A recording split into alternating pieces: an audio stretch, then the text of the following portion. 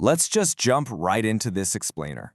Today, we're systematically deconstructing those high-stakes survival tips you've probably been taught to trust since you were a kid. You know the ones. If you're the kind of person who loves figuring out how the world actually works and stripping away the fiction to get to the cold, hard facts, well, you're in exactly the right place.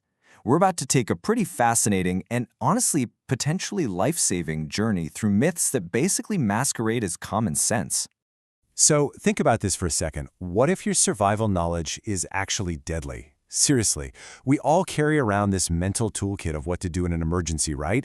You pick these tips up from movies, old wives' tales, maybe even well-meaning friends. But right now, we are doing a rapid-fire breakdown of life or death scenarios. The goal? To replace that false, potentially dangerous confidence with actual scientific realities. We're going to look at the biology, the procedures, and the physics of survival.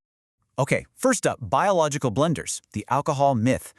Let's start by looking at your own body's internal biology and how it really reacts to extreme environments. So, does taking a swig of alcohol actually warm you up in the freezing cold? We've all seen that classic cartoon image, right? The rescue dog in the snowy Alps with the little wooden barrel of whiskey tied around its neck. And hey, it makes total sense why you think alcohol warms you up, especially when you feel that immediate, comforting flush right after taking a sip. But what would you actually do in a real freezing blizzard? Because if you followed this instinct, the results would be an absolute disaster.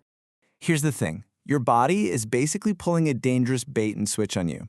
The myth tells us alcohol warms the body up, but the absolute factual reality is that alcohol actively lowers your core temperature. The liquor makes your skin feel warm, temporarily giving you this total illusion of safety, but behind that warm feeling, it is actually causing your core body temperature to plummet right when you need that internal heat the absolute most.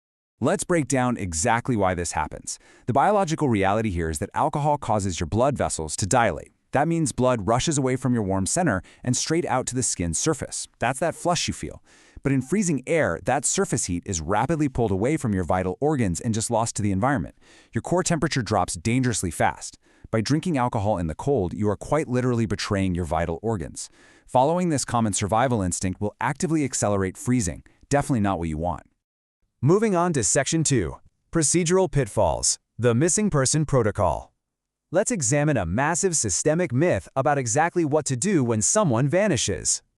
Think about how many crime shows or movies you've seen where the gruff desk sergeant tells a worried family member, "Sorry, we have to wait 24 hours before we can file a report." Television has aggressively trained us to believe this is a real law. But the fact is, there is absolutely no waiting period to report a missing person. None whatsoever. Following this completely fabricated procedural rule could quite literally cost a life. Because here's the harsh reality. Delaying a missing person report wastes the most critical hours for a successful rescue. In any disappearance, the immediate aftermath, those very first few hours, is when the trail is freshest, witnesses are still around, and the geographic radius of where that person could possibly be is at its absolute smallest. Acting immediately is the only protocol that actually matters when you're navigating these rapid-fire, life-or-death situations. You do not wait, you act. All right, Section 3, Physics Fictions, Lightning, and Coins. Now let's shift gears entirely and face the raw forces of nature and gravity, where science brutally debunks some of our worst environmental fears. So, will a penny dropped from a skyscraper kill you on impact? Picture walking in a big city. You look up at a massive towering structure and wonder, could a single dropped coin from way up there strike you down like a bullet? It's a terrifying thought, right? Imagining this tiny piece of copper accelerating continuously until it's a lethal weapon. But let's actually look at the science. Despite that terrifying mental picture of a coin becoming a lethal projectile, the factual reality is grounded in fluid dynamics.